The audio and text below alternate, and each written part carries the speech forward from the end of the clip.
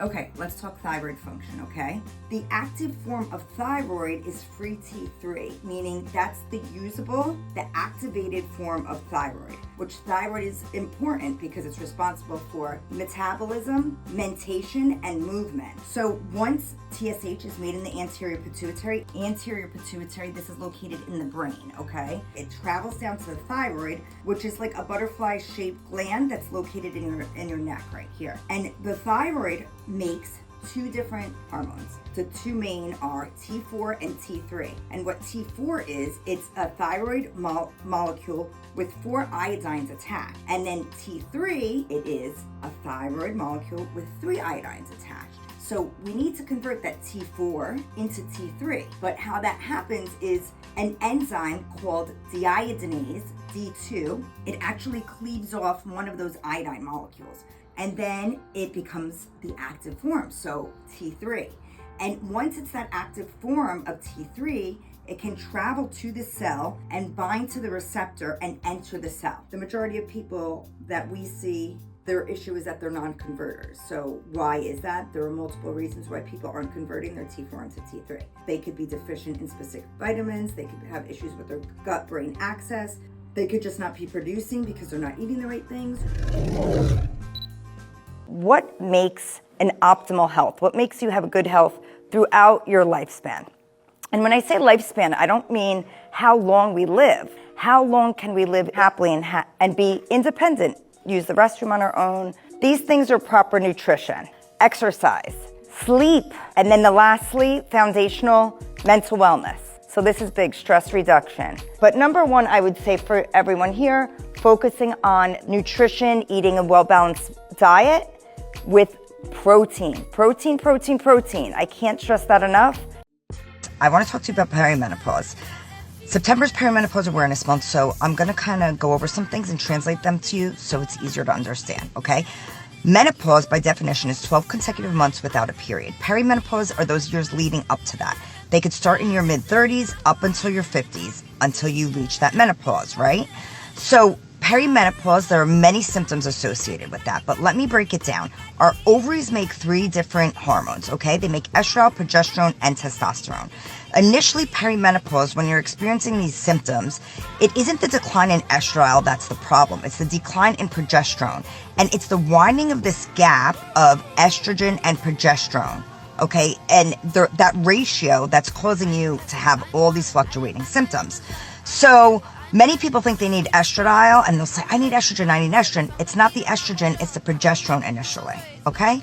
Those are the facts. So estradiol is kind of the crazy sister. She's the one who is drinking a pot of coffee. She's back and forth. Her hair is wild. She's just on edge and stressed out, smoking a cigarette. Picture this woman, right? She's a little nuts.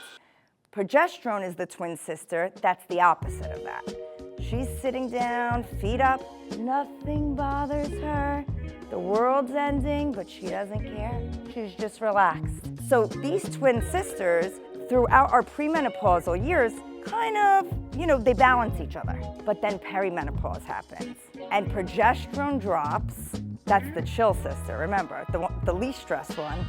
And this estradiol is up and down, high and low.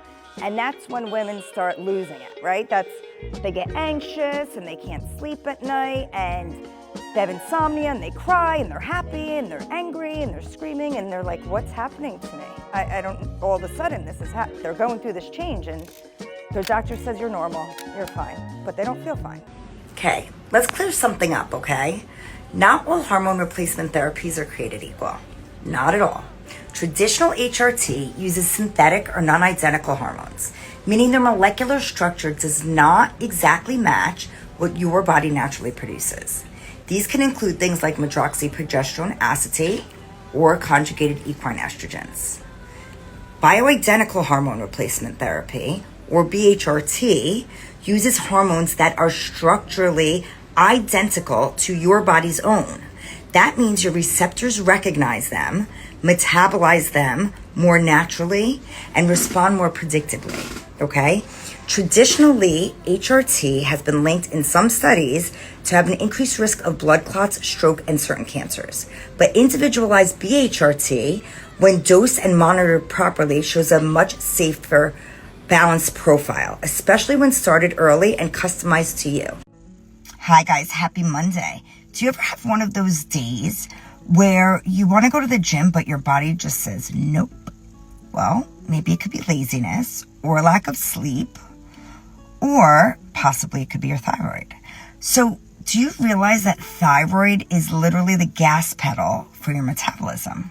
Well, it is. And when you have low T4 and specifically T3, thyroid hormone, you may experience certain things. And those symptoms may include lack of drive, focus, lack of energy, fatigue, constipation, dry skin, difficulty losing weight, maybe depression.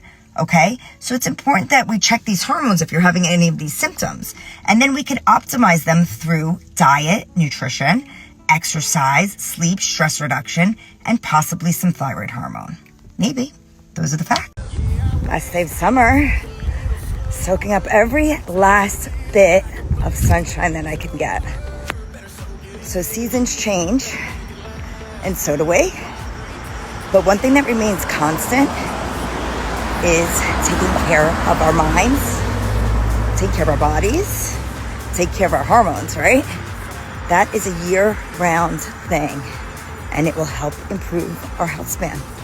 So as we head into the fall, don't let your energy drop with the seasons, right? Stay consistent. Keep showing up for you. Have a great last day of summer, everyone. Happy weekend. Hey guys, guess what? September is Perimenopause Awareness Month. And this just happens to be my favorite topic on the whole entire planet, obviously. I'm a hormone specialist and I treat both men and women, but specifically women going through this special change that occurs. And it happens for years prior to going through menopause. And you know, what occurs are specific symptoms that people may feel like their body's actually betraying them. So it might feel like you're off. You're actually not inside your actual body, the body that you know yourself to have for many years. It may feel like you're losing your mind. It may seem like you're going crazy. You can't lose weight. You have weight gain, insomnia, difficulty sleeping, mood lability, anxiety, depression, joint pain, body aches, migraines, just to name a few of the symptoms. But there is help for you out there, and there are many things we could do both naturally through diet, through movement, and through the use of bioidentical hormone replacement therapy. Those are the facts. The safest and best, number one gold standard way to prevent UTIs is through topical estradiol use. The American Urologic Association finally passed their new guidelines for women who have had urinary tract infections that are postmenopausal. The use of topical estradiol is 100% safe, and it should be used for any woman who has chronic UTIs, meaning more than 2 in 1 year. So feel free to talk to your primary care doctors, or if you have a urologist, OBGYNs, or me, and I could help you with that. Yes.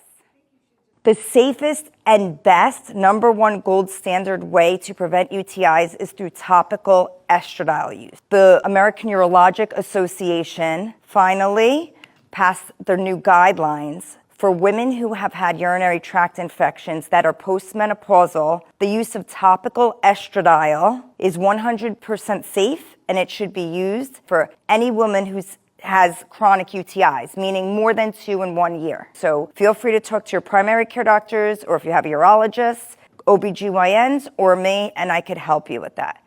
Yes.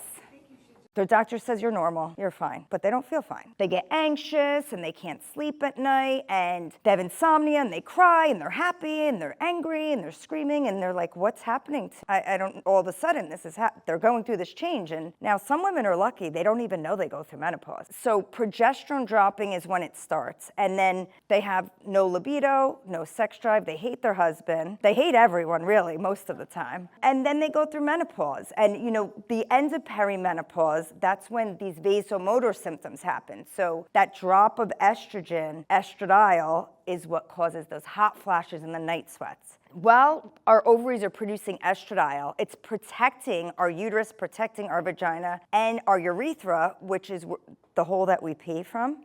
from bacteria entering. And that estradiol is present as well as progesterone, and it protects us. But then after menopause, we don't have that hormonal protection, that barrier. And, we carry a lot of bacteria in our intestine, and just location-wise, it's very common to get UTIs. And without that estrogen protection, and as we age, we develop something called sarcopenia, which is muscle loss. Muscle is really our organ of longevity. So the more muscle we have for as long as we can, this will help prevent other illnesses, other diseases, and it kind of wards off viruses and infections too. The way that we stimulate muscle growth is by eating protein and using strength training, okay? Strength training meaning weights or weight-bearing exercises. Weight-bearing exercises can be picking up dumbbells, but they can also be as simple as using your own body weight, doing squats, lifting your arms up in the air. I know a lot of women think if they, use dumbbells that they'll develop these big giant muscles, but that's not true.